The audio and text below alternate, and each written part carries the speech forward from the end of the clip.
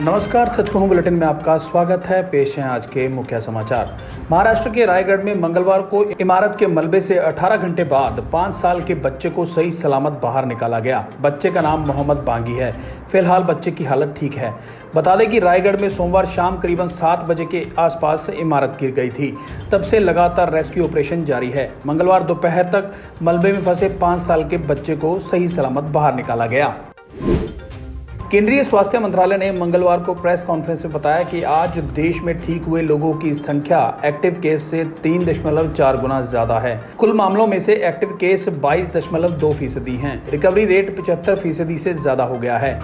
स्वास्थ्य सचिव राजेश भूषण ने बताया कि देश में कुल मरीजों में से 2.7 मरीज ऑक्सीजन सपोर्ट पर हैं। वहीं 1.92% मरीज आईसीयू में भर्ती हैं। केवल 0.29% संक्रमित वेंटिलेटर सपोर्ट पर हैं। वहीं आंकड़ों के अनुसार देश में कुल संक्रमितों की संख्या बढ़कर 31,67,324 हो गई है। और बहन पूर्वी के खिलाफ इंटरपोल ने रेड कॉर्नर नोटिस जारी किया है। भगोड़े नीरव की पत्नी पर भारत में मनी लॉन्ड्रिंग के केस दर्ज हैं। एमी को आखिरी बार पिछले साल अमेरिका में देखा गया था। सीरम इंस्टीट्यूट ऑफ इंडिया ने भारत में ऑक्सफोर्ड एस्ट्राजेनेका के कोरोना वायरस वैक्सीन के कैंडिडेट कोविशील्ड के फेज 2/3 ट्रायल शुरू कर दिए हैं। भारत की क्लिनिकल ट्रायल्स रजिस्ट्री के अनुसार ट्रायल्स में एनरोल करने वाले को कोविशील्ड के 2 शॉट दिए जाएंगे। पूर्वी लद्दाख में लाइन ऑफ एक्चुअल कंट्रोल पर हालात तनावपूर्ण हैं। चीन के हेलीकॉप्टरों की गतिविधि को देखते हुए भारतीय सेना ने यहां छोटे एयर डिफेंस सिस्टम तैनात किए हैं। इनको कंधे पर रखकर भारतीय एयर स्पेस में घुसने वाले चीनी एयरक्राफ्ट और हेलीकॉप्टरों को निशाना बनाया जा सकेगा। स्वीडन की पर्यावरण एक्टिविस्ट ग्रेटा थनबर्ग ने मंगलवार को कहा कि कोरोना महामारी के बीच भारतीय छात्रों को नेशनल एग्जाम में बैठाना बहुत ही गलत है। 17 साल की ग्रेटा ने ट्वीट किया कि बिहार, गुजरात और असम में बाढ़ से लाखों लोग प्रभावित हुए हैं। उन्होंने नीट 2020 और जेईई मेन 2020 एंट्रेंस एग्जाम को टालने के लिए कहा है। उन्होंने ट्वीट में लिखा, मैं इन एग्जाम को टालने की भारतीय छात्रों की अपील का समर्थन करती हूँ। नेशनल इन्वेस्टिगेशन एजेंसी एनआईए ने मंगलवार को 2019 के पुलवामा आतंकी हमले के मामले में चार्जशीट दाखिल कर दी है। एनआईए ने 13,500 पेज की चार्जशीट में आतंकी संगठन जैश ए मोहम्मद के चीफ मसूद अजहर समेत 19 लोगों को आरोपी बनाया है। अभिनेता सुशांत सिंह राजपूत केस में सीबीआई जांच जारी है। सीबीआई अब तक सुशांत के घर पर काम करने वाले सभी लोग और उनके पूर्व अकाउंटेंट रजत मेवाती से पूछताछ कर चुकी है। इस बीच भाजपा नेता सुब्रमण्यम स्वामी ने सुशांत को जहर देने का आरोप लगाते हुए कहा कि हत्यारों और उनकी पहुंच की शैतानी मानसिकता धीरे धीरे सामने आ रही है। उन्होंने कहा कि ऑटोप्सी को जानबूझकर लेट किया गया ताकि सुशांत सिंह के पेट में जहर घुल जाए। उन्होंने यह भी कहा कि जो जिम्मेदार हैं उन पर नकेल कसने की जरूरत है।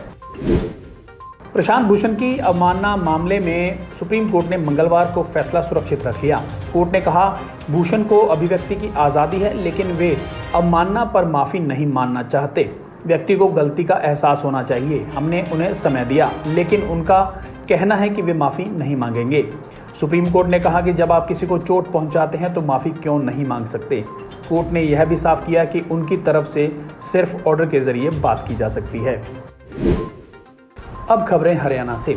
हरियाणा देश का ऐसा पहला राज्य बन गया है जो एक साथ प्रदेश के 50,000 प्रतिभावान युवाओं सरकारी नौकरियों में परीक्षाओं की तैयारी करवाने के लिए प्लेटफॉर्म उपलब्ध करवा रहा है। प्रदेश ही नहीं, अन्य राज्यों तथा केंद्र की सरकारी नौकरियों में भी हरियाणा के युवा बाजी मार सकें, इसके लिए डिप्टी सीएम ने विशेष योजना तैयार की है। रेलवे, बैंक, कर्मचारी चयन आयोग, डिफेंस आदि में ग्रुप सी, ग्रुप डी के अलावा ग्रुप ए व ग्रुप बी और गेट जैसे उच्च स्तर की तकनीकी परीक्षा की तैयारी करवाने की योजना बनाई गई है। इस बाबत जानकारी डिप्टी सीएम दुष्यंत चौटाला ने दी। हरियाणा में सीएम से लेकर विधानसभा स्पीकर के कोरोना पॉजिटिव आ जाने के बाद हरियाणा विधानसभा के सत्र पर संशय के बादल छा गए हैं। हालांकि इस संबंध में विधानसभा के डिप्टी स्पीकर रणवीर गंगवा ने प्रेस वार्ता करके बताया कि सत्र कितने दिन का होगा। इसका फैसला बुधवार 11 बजे होने वाली बिजनेस एडवाइजरी कमेटी की बैठक में होगा। इस बैठक में डिप्टी सीएम, गृह मंत्री, नेता प्रतिपक्ष शामिल होंगे। हरियाणा के सीएम मनोहर लाल खट्टर के मेदांता अस्पताल में भर्ती होने के बाद अब विधानसभा स्पीकर भी मेदांता अस्पताल में भर्ती हो गए। वे भी चंडीगढ़ से वहां रेफर किए गए। सोमवार सुबह उनके कोरोना पॉजिटिव आने की सूचना मिली थी। देश विदेश की तमाम खबरों से जुड़े रहने के लिए सब्सक्राइब करें सच कहूं और बेल आइकन प्रेस करके पाएं हर लेटेस्ट अपडेट सबसे पहले।